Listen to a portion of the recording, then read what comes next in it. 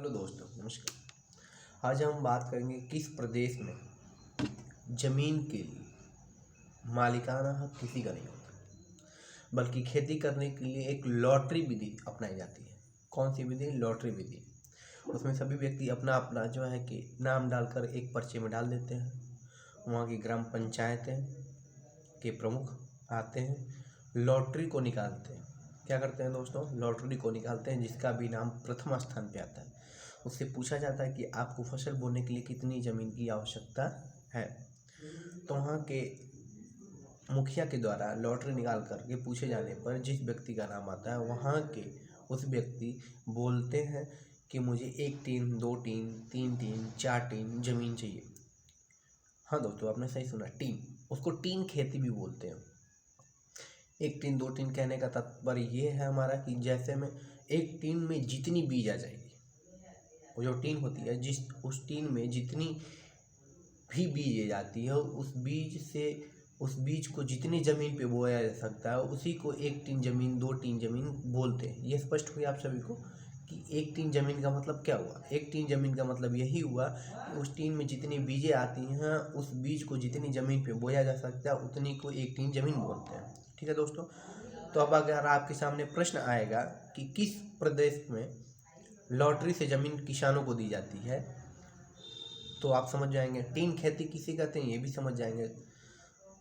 ये खेती जिसको लॉटरी विधि की खेती भी कहते हैं, टीन विधि की खेती भी कहते हैं, ये भारत के पूर्वी राज्य मिजोरम में की जाती है। किस राज्य में की जाती है दोस्तों? मिजोरम में की जाती है।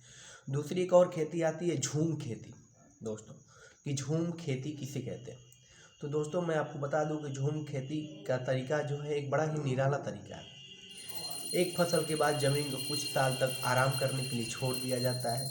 इस जगह को बाँस, जंगल आदि झोपड़ी, झाड़ियाँ, घासें उग आती हैं। बस उग जाने के बाद उन्हें काट के गिरा देते हैं। याद रखिएगा दोस्तों, का उखाड़ते नहीं है, सिर्फ काट के गिरा देते हैं और उसको जला देते हैं।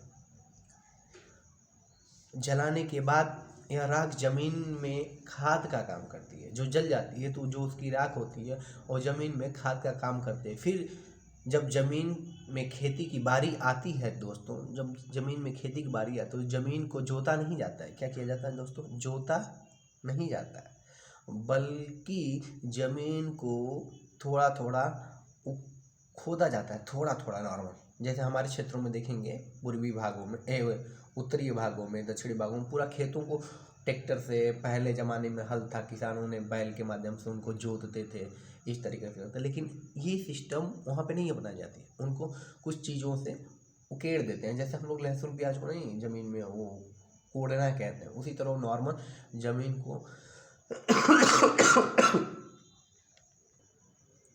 ज़मीन को उकेड़ करके उसमें बीज छिड़क देते हैं। याद रखिएगा दोस्तों, एक ही खेत में अलग अलग 2-3 किस्मों की बीज बो दी जाती है। क्या करते हैं दोस्तों वहाँ के लोग? एक ही खेत में 2-3 किस्मों की बीज बो दी जाती है। एक 2-3 किस्मों की बीज बो जाती है। फिर जब वो, जैसे में मकई, सब्जियां, मिर्च, चावल आदि सब बोए जाते हैं। फिर फसल उगती है, फिर फसल को काट लिया जाता है दोस्तों। फसल काटने के बाद पहाड़ी चूंकि क्षेत्र है, वहाँ रास्ता का तो हम कल्पना भी नहीं कर सकते दोस्तों। हालांकि अब इस गवर्नमेंट ने बहुत सारे पूर्वी भाग को विकास के लिए बहुत सारे कार्य कर रहे हैं, इसके लिए प्रयत्न भी हैं, कार्य हो रहा है दिन प्रतिदिन। और हमारे देश के रोड मंत्री कह सकते हैं, डायरेक्ट कहेंगे रोड मंत्री नितिन गडकरी जी तो बहुत अच्छा काम कर रहे हैं दोस्तों। अगर कोई वाकई में काम कर रहा है तो नितिन गडकरी जी कर रहे हैं दोस्तों। तो वहाँ पे अभी रोड नहीं है, तो वहाँ के लोग कैसे अपने खेतों से अपने घरों को ले जाते हैं। तो पीछे दोस्तों आपने देखा होगा, अपने पहले किसान हमारे जो थोड़ा सा ये सामान होने वाला पीछे गल्ला को लाद करके ले जाते हैं। लेकिन वहाँ पे क्या कहते हैं, पीछे पीठ पर जो है कि लकड़ी का बक्सा नुमा बना देते हैं और उसी में बोरे में रख करके लोग पहाड़ी रास्तों पे डंडे के सहारे चढ़ करके अपने घरों तक फसलों को पहुँचाते हैं। इस प्रक्रिया में, फसलों को पहुंचाने की प्रक्रिया में लगभग 1-2 हफ्ते का समय लग जाता है। सोच सकते हैं दोस्तों रोड ना होने का क्या दुष्परिणाम हमारे किसानों को वहाँ भोगना पड़ता है। इस तरीके से हमारे वहाँ के किसान अपने घरों तक फसल ले जाते हैं। कैसे ले जाते हैं फसल? पीठ पर लाद करके। दोस्तों ये भी झूम खेती किस राज्य में होती है? मिजोरम राज्य में होती है दोस्तों। किस राज्य में होती है? मिजोरम राज्य में होगी। आप जानेंगे झूम खेती किस तरीके से की जाती है।